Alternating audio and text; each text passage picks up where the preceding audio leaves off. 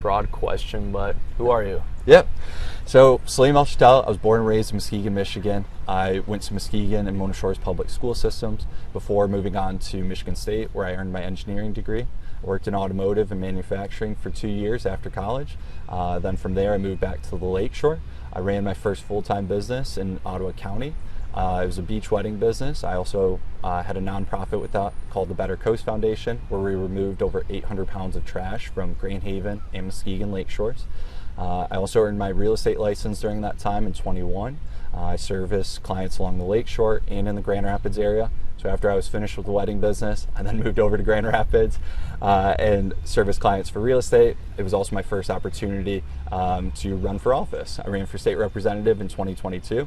So in all aspects, this 3rd congressional district really hits all parts of my life, from Muskegon, of where I was born and raised, to Ottawa County, where I ran my first business and my first nonprofit, then to Grand Rapids, where I grew my real estate business. I have 2 rental properties that I invested in as well, and then also running for office for the first time and getting into that political arena as well. Yeah, what gave you that itch to get into the political arena? Biggest thing for me is I want to restore confidence for people in politics and politicians. There was a stat and a poll that came out that only 26% of people are confident in our democracy and have confidence in their politicians. And to me, a big thing with that, I've had a lot of conversations with Republicans, Democrats, independent people. And the biggest thing they say is, I don't feel like my politician represents me. I don't feel like they listen to me. I feel like they're going to Washington, D.C. just to get rich. And a big thing of that is political actions committees that are, and super PACs that are donating it's a multi-billion-dollar industry, political lobbying. I refuse all corporate PAC, super PAC money, even individual contributions to be made to my campaign, because I want people to know that I'm an honest candidate here in this district. So when I first decided to run for this position, I was the last one of the 4 of us to announce my campaign. I saw 2 people that were bought by super PACs. I saw 1 that was kicked off the ballot in 2022 for submitting fraudulent signatures. And I said, you know, I'm going to give everyone an honest candidate to put forward here and say, hey, I'm against super PACs and outside lobbyists, and so I'm going to vote for Salim, because that guy has not accepted any corporate or super PAC money. He's running an honest campaign. He's against politicians trading individual stocks. I've even gone as far as selling all of my individual stocks as well. During this campaign, I plan to push that those types of bills as well when I'm in office. And I took the initiative to sell my stocks just to show that type of honesty of a candidate that I am as well. So how are you funding this? I mean, you're 31. Yeah. Obviously, it's not easy when you are coming in with someone who's already running and has been in office. Yeah. So how are you finding funds then in this case? Yeah. It's the biggest question, right? So I actually saw an article by the Detroit Free Press this week that endorsed my opponent. They called me a non-credible candidate because of donations and funding. And like I said, I've refused any PAC, super PAC, and individual contributions because I want to run an honest campaign. My opponent in the Democratic primary, 79% of her individual contributions during the last election cycle came from outside of the district. If we look at total contributions, we're looking north of 90% of her money has come from outside of this district. So when I'm funding my race here, it's self-financed, I'll be honest, and I'm not a millionaire. So it's a very low cost campaign that I'm running here. But that means I'm going out, I'm having hard, tough, sometimes awkward conversations where I'm showing up to someone's door and I'm having those conversations where I'm put on the spot constantly with people to answer any topic that they want to talk about and that they have on their mind. But I think it's important that we bring that type of transparency back to politics and have those honest and hard conversations, because I feel like a lot of people are losing the connections to their politicians because they're not having these conversations. They're hiding behind the money, the donors. They're not getting out there in the community to meet with people. And that's what I've said I'm happy to do. If you invite me to anything, if I'm free, I will make it. I don't care if it's Republican, Democratic, independent events. I need to show up there and have conversations with people at all times in any spaces. And that's what I'm willing to do for the people of this district. People may be looking at this battle, if you will, this race, and see it as a David and Goliath type battle for you, just because she does have a lot of backing. She's already held office. But when you're having those conversations with people and doing those cold calls, having those, sometimes you said awkward conversations, what are you hearing from people and what do they want, and where do you come into some of those needs that you're hearing from people? That's a great point. It is a David versus Goliath, especially when we look at financing here. But when I've gone out and had conversations with people, I've said, hey, I'm challenging Hillary Scholten, I'm challenging this Democratic incumbent, and they'll say, sorry, who is that? I don't know who that is. Because again, it goes back to, are you willing to get out there and have conversations and put yourselves out there? And you're gonna have sometimes where people are upset with you. With this job, you're usually never contacted because somebody's happy or satisfied. You're never celebrated. It's usually because they're frustrated with something. But I've been willing to go out there and have those conversations, and a lot of people have respected that because I'm willing to go out there, have the tough conversations. So again, back to your question of David versus Goliath here, and how are the conversations going? People, again, are going back to the transparency. This guy has not accepted any corporate super PAC money. He's sold all of his stocks as well, so he's an honest, transparent politician to me. Then when we get into the details of what I'm actually running on, what I support, and different policies, I'm putting all of that forward on my website. You can even go on my priorities page of my website, and you'll see not only my Democratic opponent, but my 2 Republican opponents in their priorities pages. Because I want people to take just 5 minutes and look at every single person's page and see what are people putting forward here. Because I believe that's a part of the transparency of me putting my opponent's page out there, but I also believe I'm the only person who actually has a plan when they get into office, because there's a lot of lobbyists that are going to be there trying to pull your ear and have conversations with you. So it's important that you don't lose sight of that when you're in Washington, D.C., and you don't lose sight of the constituents in your district. Yeah. So I went through your priorities, and like a lot of candidates, there's a lot of them, and that rightly so, because there's so much going on in our world right now. But if you had to pick 3 top priorities that you would say you would want to get accomplished if you're elected, what would they be? I think the biggest thing for me right now, and top of mind for a lot of people, are the forever wars that we're seeing right now, both in the Middle East and in Europe. I'm against the forever wars and this foreign military spending that we're seeing. I think we need to be seeking diplomatic solutions. My family's been impacted by wars. My dad was born in an UNRWA refugee camp actually in Jordan because of the same conflict that's going on today. That's a refugee group that Hillary's actually voted to cut funding for.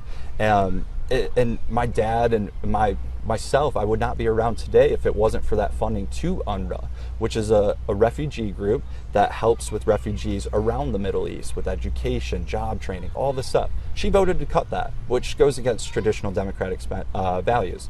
I also look at my mom, and she's from Czechoslovakia. She was raised under Soviet Union occupation as well. And I feel like that's a proxy war that we're continuing on over there as well. So an end to the foreign military spending and needing to invest here domestically. Another thing that I'd like to focus on is the infrastructure here as well.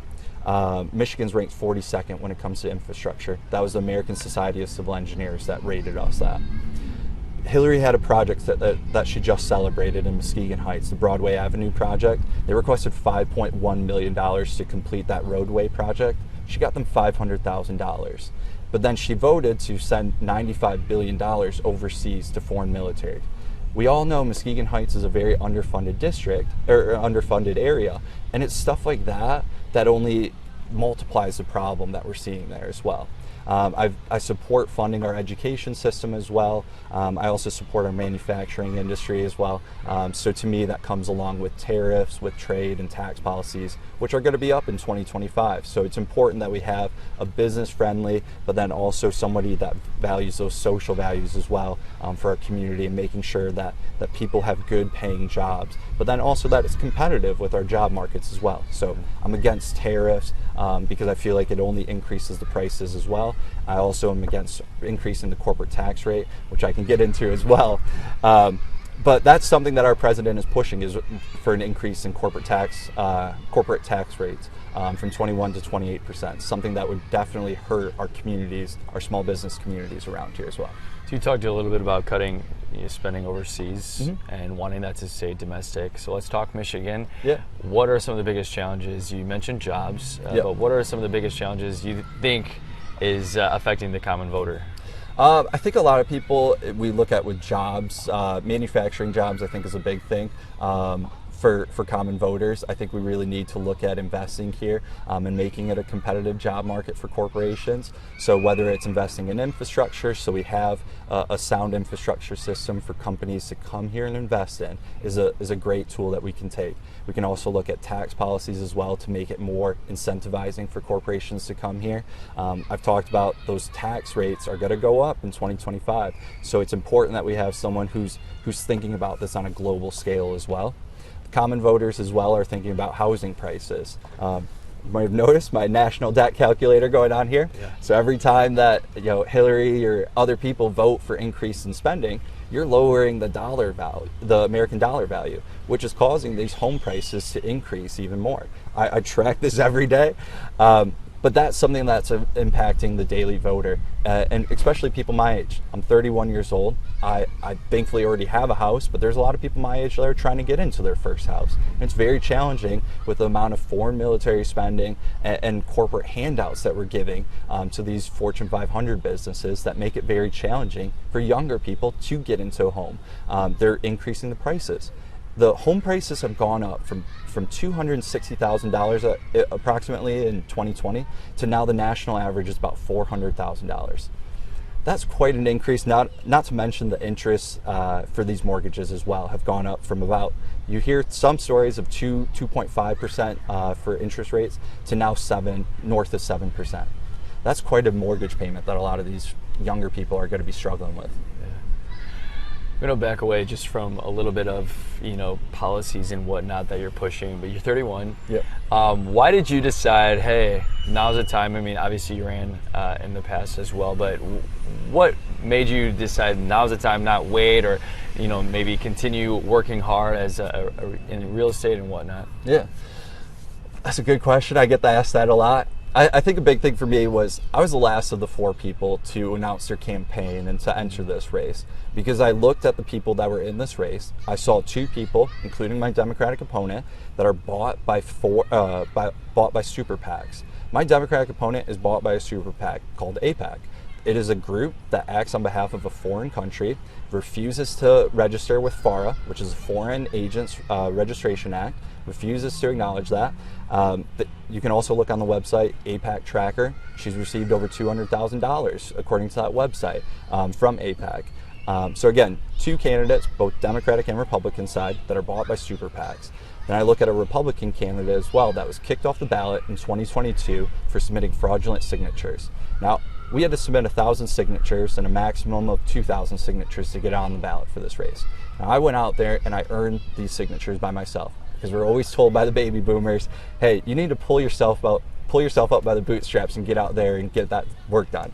So I did it. I went out there. There's a lot of cold days that I went out there, but I feel like I embody what this district is about. It's honest, hardworking people in this district, and it's a split district. I will say it leans Democratic, but it is very Democrat versus Republican and independents in this district.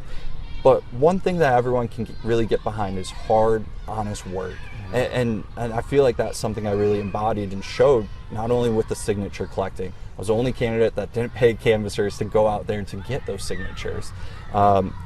Throughout this whole canvassing process, I've also gone out to all these public events, had discussions with people. And I feel like going back to the conversations that I've been having with people, they acknowledge that. They respect that and say, hey, you're a Democrat. I usually vote Republican, but I can at least respect someone that's getting out there, meeting people, and having these conversations and putting in that hard work. So why I entered this race, to answer that question again, is because I saw who was possibly going to represent us, both Democratic and Republican side, and I said, that doesn't represent my values. And instead of complaining about it on social media, as a lot of people I'm sure do, you know what, I'm going to give people an option. They can either vote for super PACs and corporate lobbyists, or they can vote against them on August 6th and in the general election in November as well. I'm giving people that option if they want to choose that. So let's talk a little bit about the climate of politics right now. Obviously, in this district, we are in one of the most divisive districts and one of the most important districts in terms of what's going to happen in the presidential election, House seats, Senate seats, whatnot. And it's very divisive across the aisle, but even within the same party. So kind of a weird question. I want you to tell me some things that you really appreciate about Hillary Skoll and the things that you think she's accomplished or does well in her role. Yeah. Look, you got to separate politics from the person. I've had a lot of conversations with people, both in the party and then just out and about. She's a nice person. I don't have any ill will towards the person. We've met before. I was helping with her re-election efforts until October this past year. As an alternate delegate through the state party, I decided to step away to challenge. That's what our country's all about. She's a very kind person. As far as policies go, I'm having a tough time thinking of some. I have seen some infrastructure bills that she's tried to put forward. They did pass that bipartisan effort. The CHIPS Act, she did push forward. I do have problems with the infrastructure bill just from like the amount of spending that's gone into it. But again, going back to the compliments to her, I will say there was bipartisan effort. I understand it's a very tough and, like you said, problematic and divisive climate right now that we have with politics. And you got to work with both sides of the aisle when it comes to politics in general. So I will acknowledge that. And where do you think you could work across the aisle with Republicans? I believe with tax policies is a big thing that I can really align with some of them on. Because constantly with our party, I feel like we're always told that we need to hold billionaires and corporations accountable for their tax policy, or to pay their fair share is the cliche line that you usually hear. But there was a World Economic Forum discussion a couple months ago, and 250 billionaires and millionaires came forward and said, we would like a 2% wealth tax put forward on us. Janet Yellen, our Secretary of Treasury, was the only person that came out and said, we will not support this.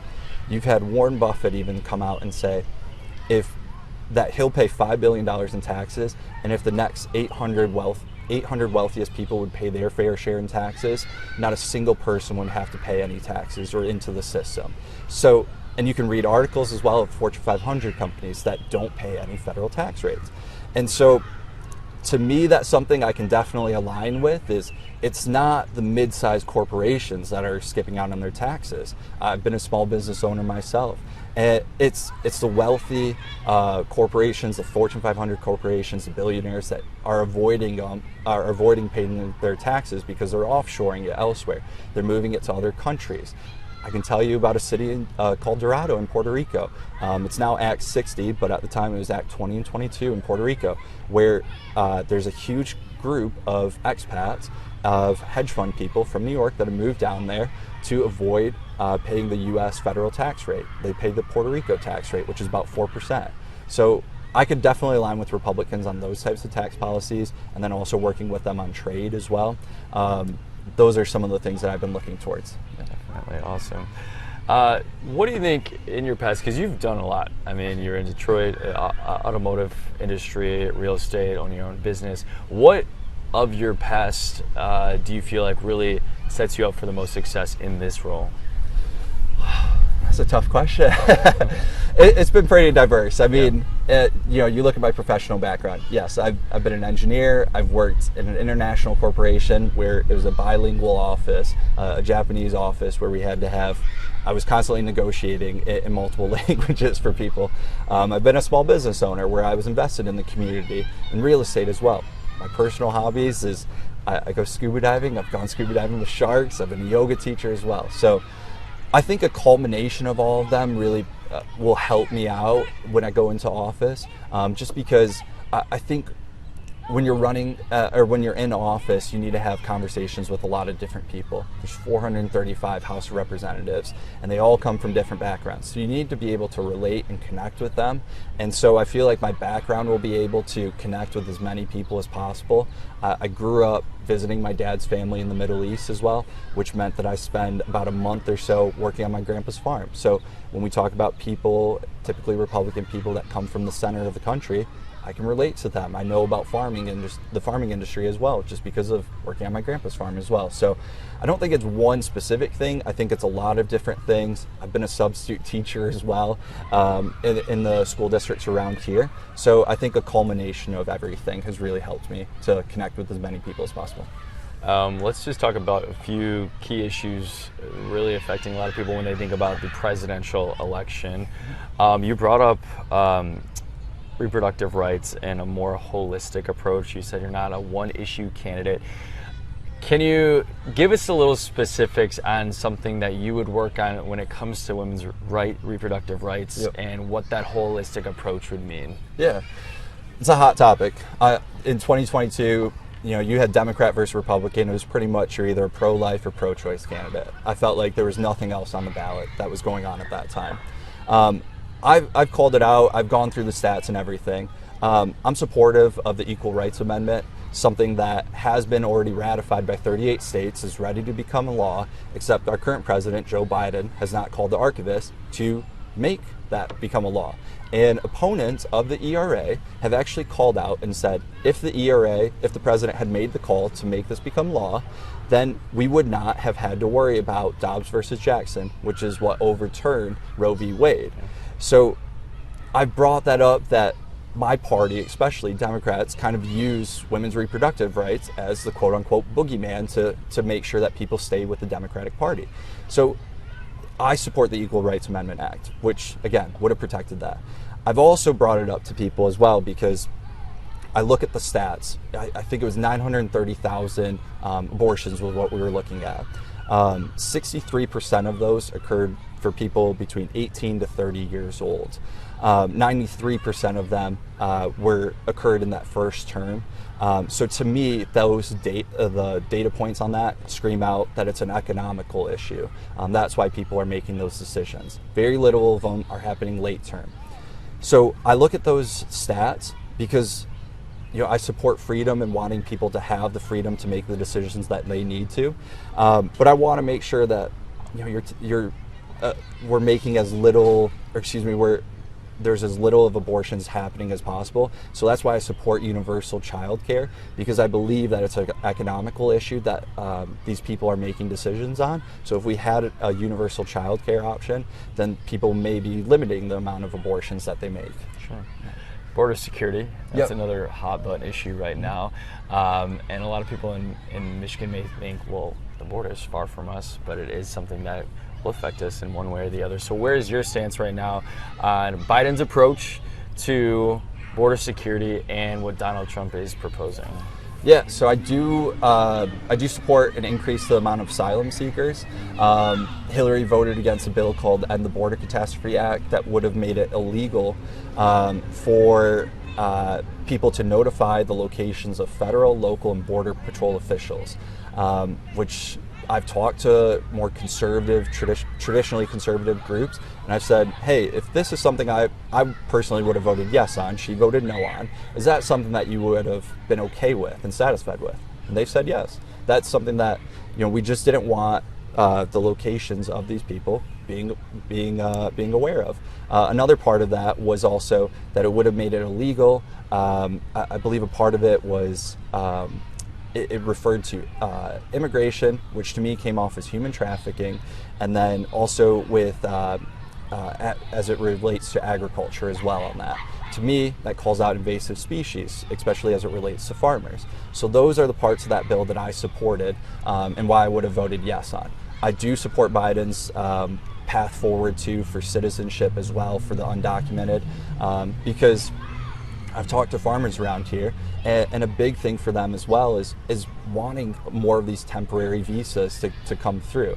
We look at the H-2A visa program as well, and wanting to rehab that. A big thing that farmers have complained to me about that is it's a long, strenuous process to go through that. And then there's also the costs that go along with it as well. It's quite expensive because just the administration process and the administration fees for farmers of that H-2A visa program. So those are things that I would like to see improvements on that I believe would get a lot of people, bipartisan, independent people behind as well. Awesome. All right, maybe the hardest question. Give me a 3-sentence elevator pitch. Viewers only see this, 3 sentences. Yeah. Why Salim should be not only on the ballot, but on the ballot come November. should be on the ballot because I'm an honest, hardworking candidate who's refusing any corporate super PAC money. I'll always make sure that I represent my district to the best of my ability and have open and honest conversations. I'll always show up to every event. I'll always show up and have tough conversations. I'll never accept corporate or super PAC money. You can put me on record with that. And I'll never hide behind that as well. So if somebody doesn't like a vote of mine, they can say it to my face and we'll have those discussions as well. And I think that's something that would get credibility back to politics for a lot of people.